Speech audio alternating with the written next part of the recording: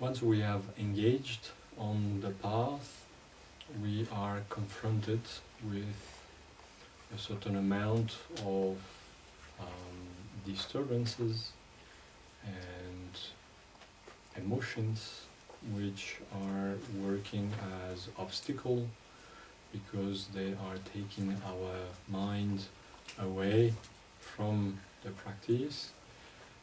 Not only the practice like sitting meditation or pujas or specific practice, but the application of Dharma in our daily life. Most probably one of the first obstacles that we have to encounter and tame or eventually even get rid of is laziness. Many times we know what we could do as spiritual practice because we have a little bit of time, because we have the sufficient knowledge to engage in this or that practice, but a part of us would like to engage in the practice and a part of us is reluctant to lose some time into the practice. This part of us which is more ego-centered and enjoy engaging in activities which are directly pleasurable. When I say that, don't feel particularly pointed, because I think it is surely a situation which we all encounter, maybe at different level, but it is definitely known to everybody, because we are not willing often to give up all this pleasurable part of our activities for engaging in a practice, in practices which will give results eventually in a year, 2, 5, 10, and for some of them accumulation of merits, purification of negative karma, which we might see the effects quite later on the path.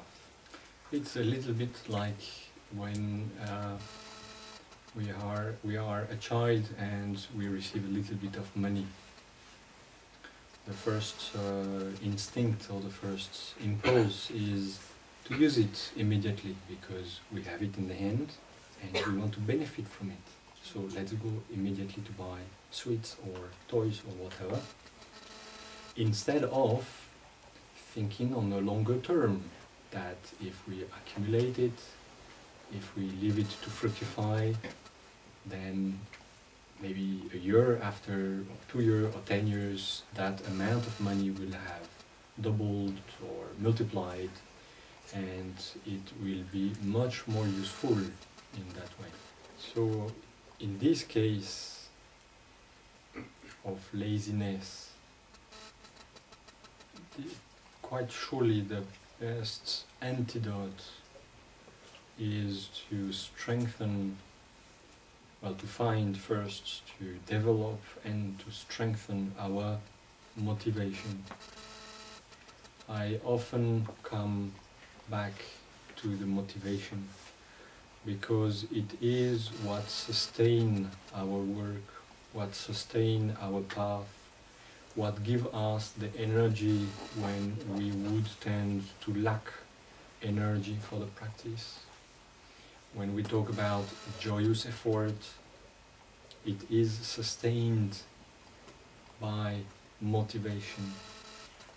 What do we want to achieve? What is our goal in life? For whom are we working? That's part of our ego, which wants to be just self-fulfilled by momentary pleasures of this existence, or for a greater good, our greater good, and the others one. Therefore, regularly it is important to reflect upon our motivation, to redefine it, to make sure that our life has not gone astray from that main motivation we once might have defined when we engaged on the path. To meditate on our motivation is reviving our strength, our strong will to engage and into the practice and into the application of Dharma within our daily life, within every action of our daily life.